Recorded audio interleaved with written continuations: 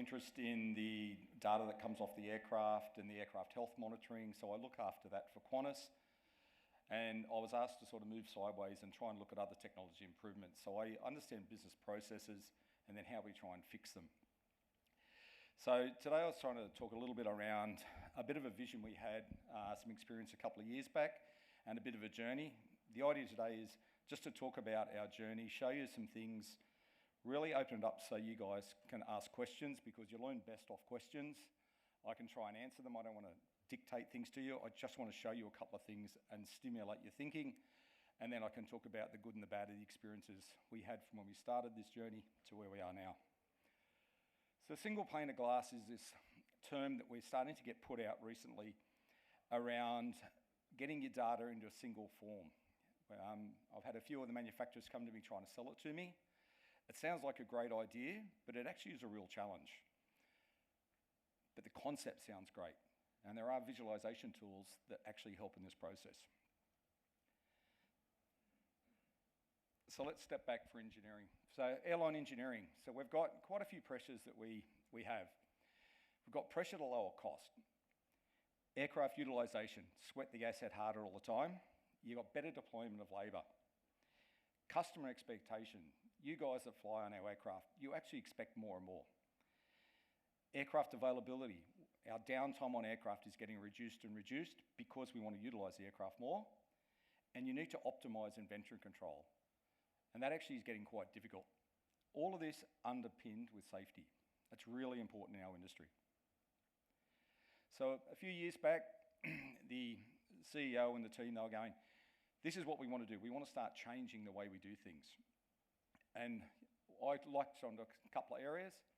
Experimentation, empowering frontline with insights, robotics, IPA, if you remember that, extraction layers, machine learning, data enablement. Digitisation sounded fantastic. We started to hook in. Those words still resonate now. So if we go in a practical sense, what could we do with that? So we've got aircraft that can produce data. We actually try and produce more data off the aircraft for data that we need for certain systems. Access into multiple other data sources. We've now got engineers with mobile devices, your frontline staff, and of course you've got cloud computing that changes the way you can scale up and scale down. You think about bringing all this into a data aggregator. And from a data aggregator, you can start looking at remote management and support. You start to increase your knowledge management. Simplistic systems, digital aircraft operations, changing the way we do things, moving away from paper and using more and more electronic systems. What we want is zero AOG. We want to move all unscheduled maintenance to a scheduled environment. We don't want to have disruptions during the day. Scheduled maintenance is cheaper, it's faster, it's easier as compared to unscheduled maintenance. And with all that, if you've got digitisation of the platform, you've got an opportunity to produce better analytics. And through that better analytics, you can actually reduce the maintenance ground time. So we look at a C-check, where you start pulling the aircraft apart once every 3 years, once every 6 years. If we start to anticipate what we think we're going to need, we can order at a lower cost. We can have it built into the plan check. So the expected arisings on a 12-year-old aircraft versus a 3-year-old aircraft are different. So we cater for that environment and actually have a better plan. So an opportunity came up through a product called Skywise. Now this was an Airbus offering. And what happened at Airbus is they were trying to improve their build, the manufacturer build. So they had 1,000 databases inside Airbus. They had no capacity, not enough people that were able to come across, and nor the money to replace all those 1,000 databases with one ERP system. So they put it out to tender, and Palantir took on this project. Palantir, Rio Tinto have got it, Coles have signed up for it, but it was actually used in a lot of military organisations. And the product itself, the Foundry one, is the one that came out and became available. So this was so successful for Airbus, it accelerated the 350 production by 33%. Really significant. And they go, wow, that's from connecting data. So if you think about most of our organisations, we're sitting with data silos. So these are the Airbus slides from Skywise, those 3 slides. But that's where we are now for a lot of people. You've got great intelligence, or sorry, you've got great data, but it's not connected, so you don't get the intelligence. So if we start to bring those together and you start getting integration, you start to be able to utilize it. So the particular product that we got offered to us was the connection of the data foundation. It actually has an analytical suite built into it. And from that, it then had an ability to create applications that sit on top of it. So this is fantastic. We're going, this is really good. So I had a vision about how we could actually do this. So in Qantas, we have several operating elements. We have Qantas Link, we have Mainline, we have Jetstar, Network Aviation in the state over here in Western Australia. So I'm going, how can we bring this together? Our maintenance information systems are different, our reporting systems are different. Look at the aircraft data, the different aircraft, different manufacturers, but we can bring this together. We have the knowledge of the people that work in the operations centre. They've all got their own recording systems. What we call E-Tech is one of our systems. Engineering technology, that's the handover tool. But the anecdotal things people learn from when people on the line call into the operations centre. And then you've got the operational performance area. So we bring the three of those together. Sounds fantastic. So we start to go, what is the vision around this? Where could we use this? So we started to think about different use cases. So we looked at fleet management, measuring the asset availability, so what we call hull unavailability. We started looking at just brake wear on a 380. If I knew that I had an A380 coming in with low brakes, I could actually plan for it better. That system is not electronically connected. It's actually got a physical pin on the side of the aircraft that you measure every time. And then you go, holy hell, that's a wheel this big. It takes several people on it, and there's a recovery. If you can start to anticipate this and stagger it all, you can start to get better. You then start looking at what are the tooling. Where are the tools in my organisation? We start looking at towing. We have to tow the aircraft around. How much time is lost by towing? So these were some of the ideas that we were having bubbling up. So they went ahead and said, yep, we're going to get this tool. So Airbus offered it out. We signed up for it. There's 140 airlines using this tool now with Airbus, all combined. So we can actually share data in certain ways. So we put it in place, and we go, what's the first thing that we can do with it? So the first thing I thought is, we actually have 3 different stores systems across the country. We don't know what's in each store. So if I want to borrow a part from another store, I have to send an email, I wait for them to reply, and things like that. Now, I think this would actually resonate in some of your big companies where you've actually got millions. And I thought this was the most simplest, best way to show that this situation would be available. So I thought, okay, how do we do it? So the word ontology came up before. That is the basis of a lot of the objects they build in this product. We're actually connecting to 2 data warehouses. It takes all the tables through, it brings it back down eventually and merges it into an application. And the way we built this application was really simple. We just select what is the originating MIS system. Do I want an aircraft part or an inventory? I put in the part number or a word search. It actually displays on the map where I have them, and it even tells me what shelf that it's sitting on in that department. Fast period. So you can actually start to look at making AOG recovery decisions really quickly. Really important in that space. You then use your standard systems. We're not trying to circumvent all those systems. We're trying to actually just improve the information flow. Everyone loved it. Everyone thinks that's a fantastic tool. So I started to go, okay, now what do we do next? So I used to look after the operations centre. I'm the culprit that brought half of these tools in. So the guys love me and hate me. But they're all pinpoint solutions. You know, how do we do things better? We communicate with the aircraft through Aircom server. We know where it is in flying. We have an ops dashboard that is actually, the line engineers tell us what they think is a risk to returning that aircraft. We have the Compass, which is our flying system, our flying pattern. Maintenix is our main MIS. Fantastic, really strong, really compliant system. It's great, but it's really hard to find things in it. We have a DOM system, which is an Apex database, which is there that you use for variations. You have that historical tool. We still have some green screens in the business because someone made a decision a while ago not to complete a project. So we end up still dealing with a lot of manual interaction. And you've got the systems and have access to all the documentation. You're starting to see all these systems around you and you go, how do I bring all this together? So this was our vision. sort of my vision in this world, how do we actually move from people intensive to actually system intensive? You start to get people doing what they do best and let all the research happen by an automatic system.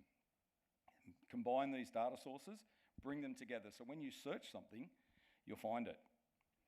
You know, ideas and insights, the researching, all that stuff on the left takes time. And we still use Excel. That's a wonderful tool in some parts of the business. I hate it, but I try and convince people to stop. But people challenge to change. So we go, if we actually put this in place properly, we can then actually start to report a lot of the different systems. Now this Skywise environment is not for operations, it's for analytics. It wasn't designed to take live real-time data. So we need to run two parallel systems. But instead of doing data extracts and researching stuff, once you've built the research, it actually processes every day. So you start to think about all your what-ifs all the time. And you start building the first what-if, and you don't have to come back to it and research it and extract the data again. It can process in the background. So we're doing some really, really interesting stuff in that place. And started to go, where do we go to next? So what I talk about, the condition-based maintenance for an aircraft is, we've actually got a highly regulated maintenance planning document we get from the original manufacturers. You have to do inspections at certain times. Quite often there are no findings on those. How do we move the industry to be able to start doing inspections and use all the tools that are available to us to see when you start to have a disruption or a degradation of a system, you then intercept. Otherwise, you end up then just spending money you don't need to, and you're interacting. And we're actually short of people in our business. Why are we short of people? Because this happened. So this smacked us around pretty badly. So we were working up to that. 2019 December, we got that system in place. And then I changed roles. I became a project manager for parked aircraft around the world. So in Western Australia, you may not have noticed it, but you guys had 3/4 of our flying aircraft operational over here. So there's 14 737s in Western Australia. We had 18 total across the whole country. So it's pretty tough. All the 380s got parked in the desert. We didn't know what was happening, so it took us a while to look at that. We eventually moved into LA. And all our planning processes and things changed. That maintenance information system, all the standard clocks that we have are based around hours in the air, landings, or calendar time. So we run 3 clocks across different elements. Well, 2 of those clocks had changed. We were doing no flying, we're doing no takeoffs. And all our processes were designed to see a work package close and reopen, a work package close and reopen. And that wasn't happening. We were just having the never-ending work pack. We also then didn't want to fix anything because we didn't have any money to fix stuff. You were trying to conserve money and you're going, why am I fixing something I'm not utilising? So that meant the bucket of work that you had in a work pack kept on growing. So we actually had to build an application to help us. So we had some guys, and they actually called it the parking manager, and then they put Sky Valet in front of it just for a bit of fun. And the idea was that it actually would show us where the aircraft were parked, physically around the country. That was a real problem for us. We had near maps out trying to measure the size of the wings of the aircraft and what locations we could put them in.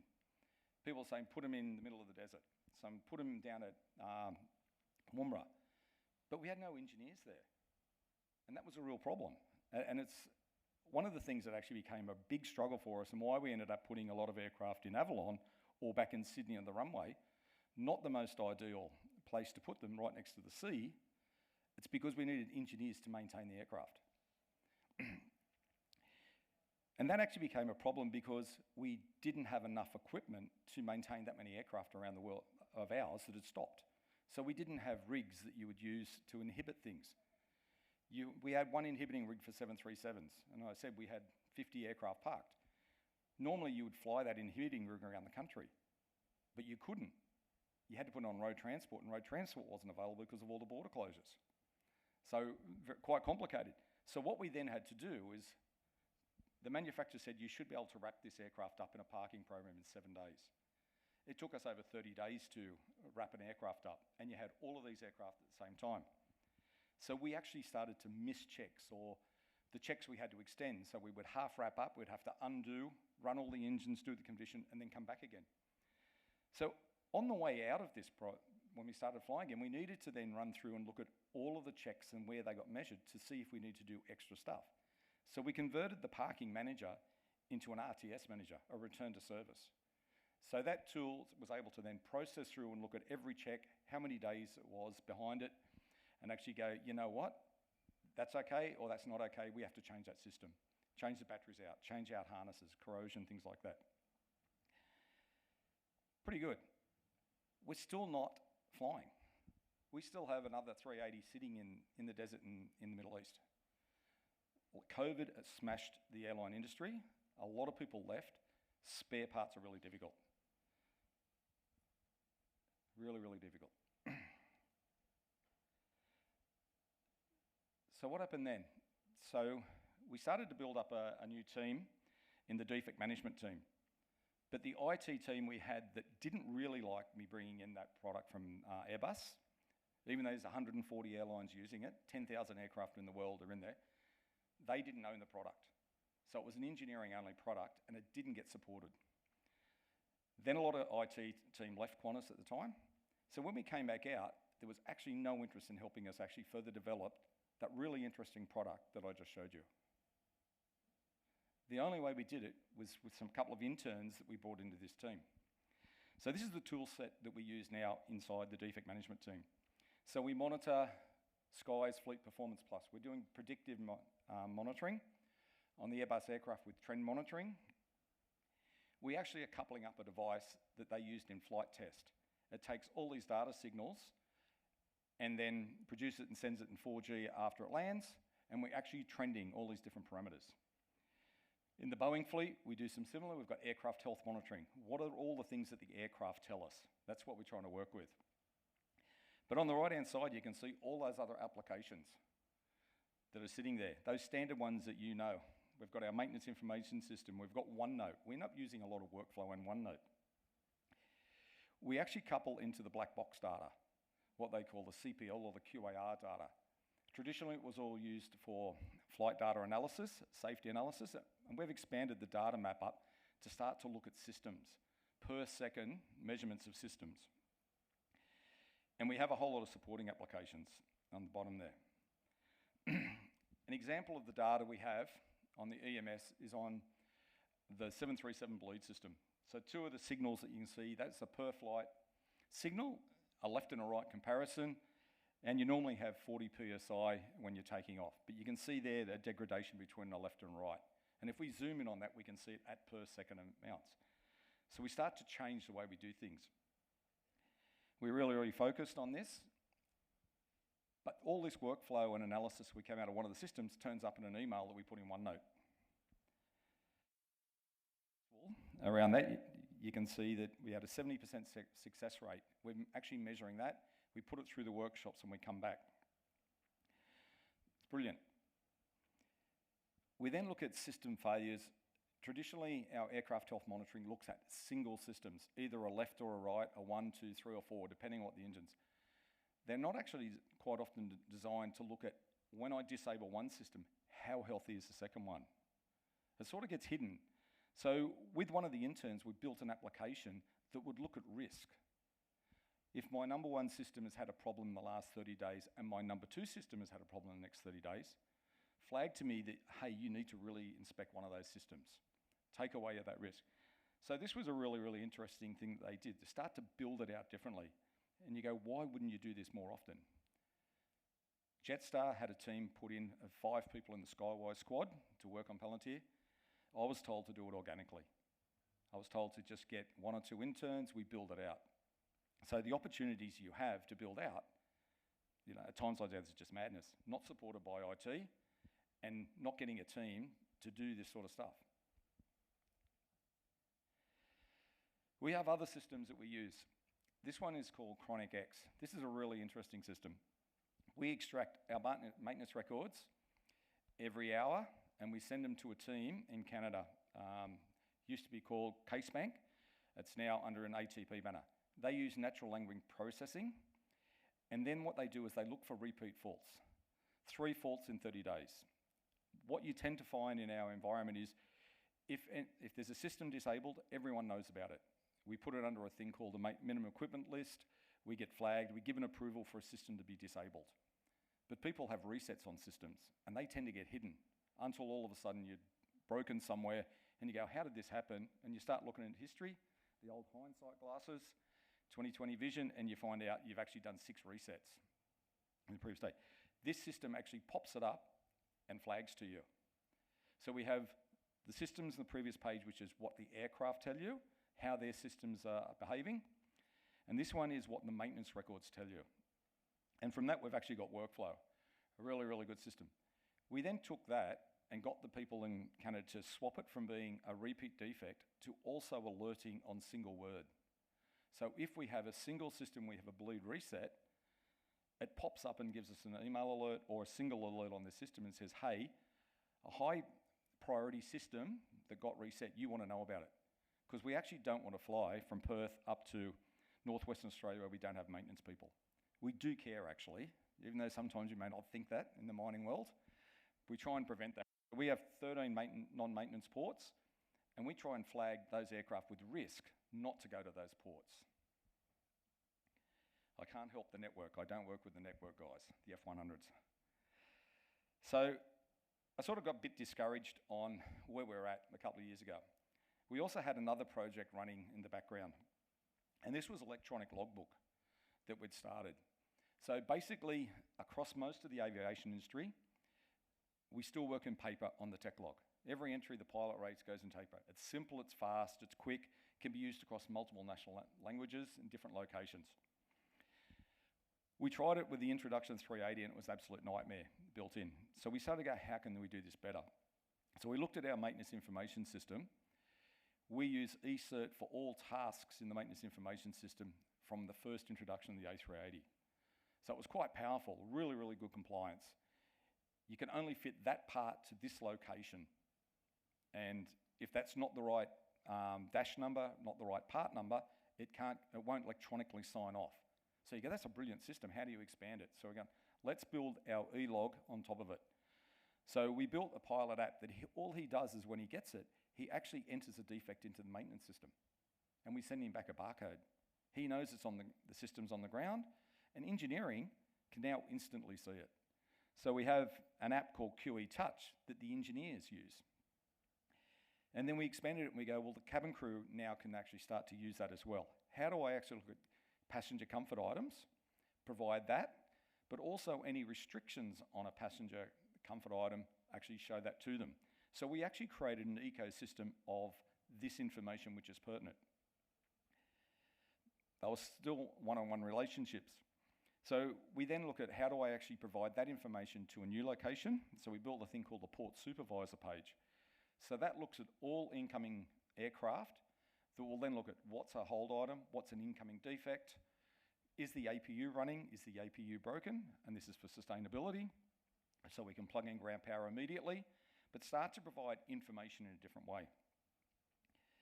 And one of the funny things is, when a seat's disabled, no one actually in the airport tends to know the seat's disabled, especially if it happens on the incoming flight. So people get on an aircraft and they go to sit in a seat, and all of a sudden you go, it's broken, you've got to move it around. And we've put the information in the hands of someone in the cabin crew on board the aircraft, which is the worst place to try and do customer recovery.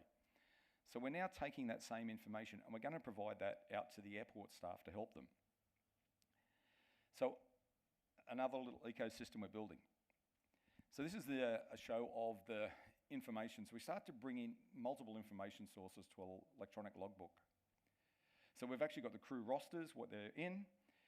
We have a thing called a CRS valid. So all work scope in an aviation industry has to be signed off, a certificate of release to service. That is actually checking that all work that's done, there is no overdue tasks. And by bringing the paper logbook and electronic logbook system to one, there's no chance. We're checking at every departure, there is no outstanding work, which is a really good thing because that's safety, it's compliance, and it's really important. So utilising the skills and sets and capability of the existing systems. We could also then, instead of the traditional logbook you had to be sitting in the flight deck, we've now provided this information up to 12 hours in advance. So the pilots can be sitting on a bus, they can be sitting having a coffee, waiting for the next aircraft to turn up. They can see if there's any system degradations, they can see the status of the aircraft, and there's sometimes mitigations. If the APU is not working, for example, you have to do a ground start. It's out of the ordinary, so they have to think about things differently and make sure that flow is correct. And then we thought, how do we keep it simple? So on the previous page, on the 737, it doesn't have any messages in the flyback. It's an old aircraft. But the 787, the 350, they've all got TV screens, and every system that's disabled pops up with a message. So we took every one of those messages, and we've actually put it into the entry field. So as the pilot starts to write a text in, he can actually send it. Part 2 of this is actually to get the fault reporting code and send that down to the ground engineer at the same time to help us so we can identify and pinpoint into the troubleshooting manual to speed it up. We don't have that for the cabin crew, but what we did is we went through the last 2 years of entries the way the cabin crew people would write things up. And as they start to use predictive text, it's Apple text. We're using the tools that are available, and we're keeping it nice and simple, but we're actually helping people do their job. They can also then see on the way out in the bus on an international, if there's an oven out, how they mitigate the service for you.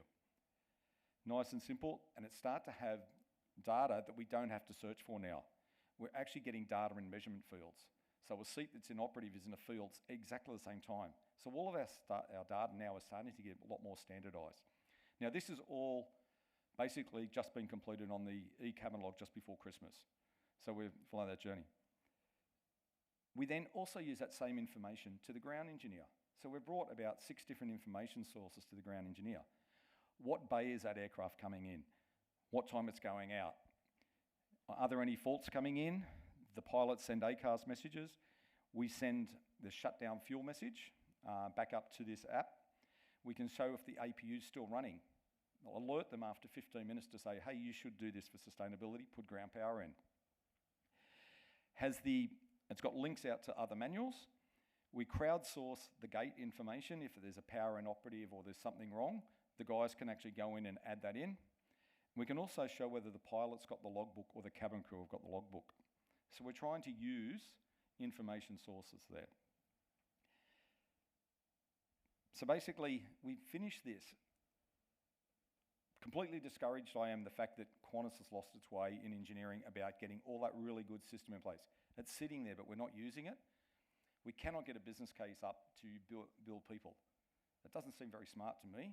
All that really good data connection, that system I got for nothing.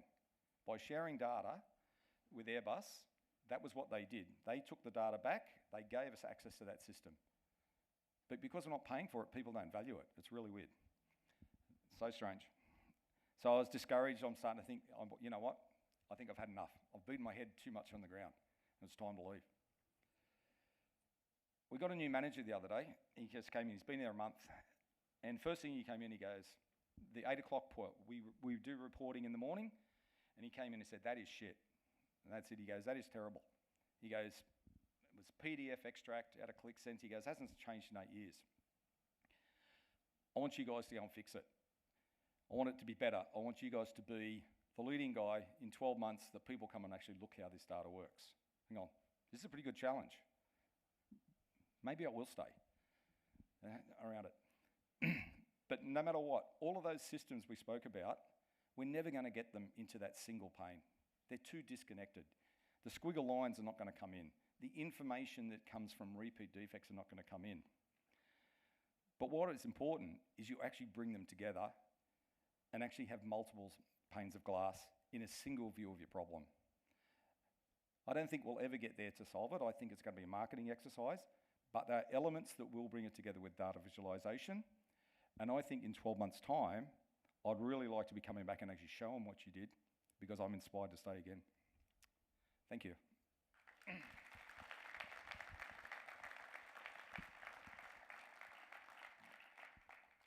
Now, I don't know if anyone saw anything they'd like to go back and ask a question on any of the technical elements. Being engineers, you might be interested. I don't know.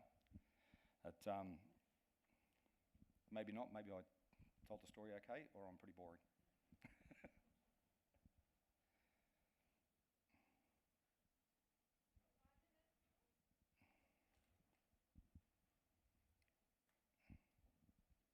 Thanks.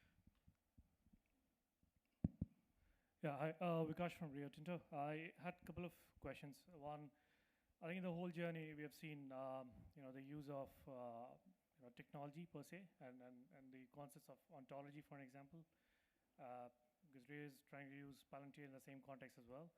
I think the major challenge is in the first step, right? How do you merge all that data in before you can start making sense out of it, right? So the challenge has been similar in the energy industry as well, where concepts of, let's say, the open subsurface data universe, was channeled where you start first aligning with all the different players in the same industry on a data schema level. And once you have aligned the data schema, then it's easy to merge the data within each industry and have some kind of a standard.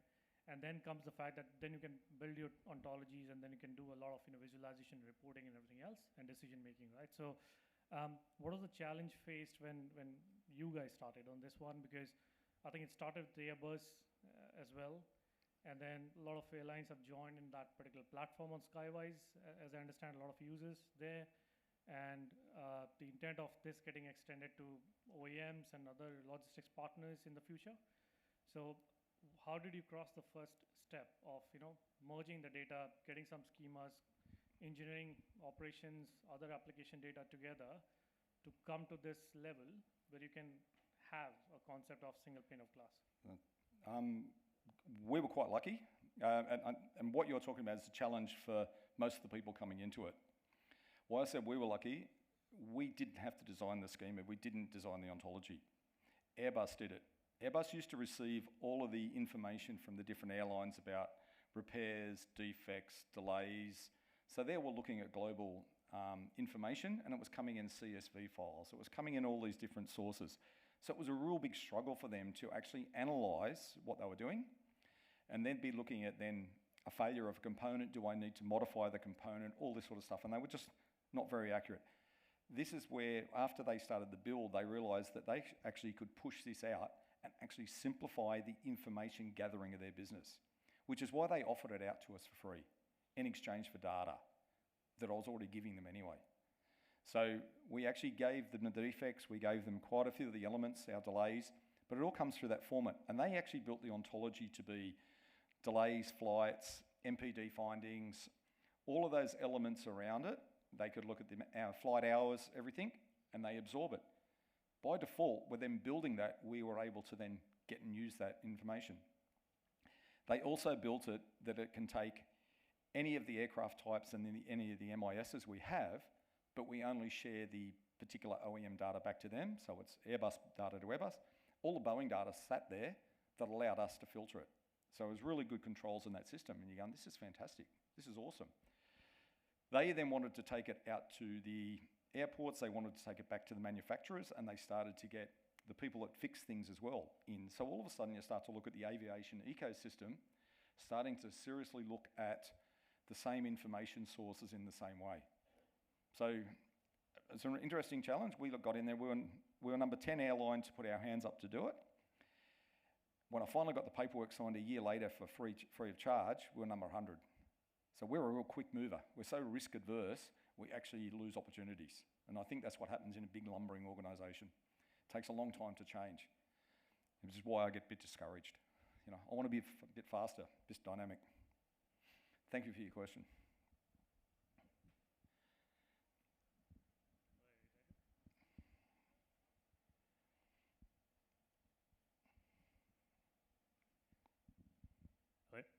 Thank you for the presentation, very interesting. Maybe a question about the industry as a whole. Is there much appetite in the industry to move to these condition-based strategies, or is the view of the regulators and vendors more that we have a time-based strategy that works, we should stick with that? It's not the regulator. The FAA produced a paper, AC213, AC214, a couple of years back, which actually gave us the opportunity of using the monitoring systems in lieu of doing maintenance. So maintenance credits could be an example. What we had to demonstrate was how the system was working, what your maintenance control systems and which one of those particular tasks you're going to use monitoring for, and then how you're going to intercept. Too small for a single airline to do, so we put it back to the OEMs. So I've been working, I'm actually on the program with Boeing on the 787, it's the first one they've done. So it's now been going for 3 years, they've got 4 tasks. So they're actually really slow, they're a bit risk adverse. And the tasks they're picking, some of them are not usable anyway. They went for tyre pressure checks, high frequency, high maintenance, but by the time you look at the reporting and then put a task in the system in a 45-minute turnaround, you're going to create a delay. So they're not that usable at the moment. Airbus, the other manufacturer, have been in arguments with the EASA regulators, and they haven't got anywhere. So unfortunately, the industry is quite slow. It's what we need. We're actually short of people, but we haven't gone there. Risk-adverse industry as well. Fantastic. We might leave it there then. Thank you very much for your presentation and insights. Much appreciated. We'll just give a round of applause. We'll just get ready for the panel session next on decarb.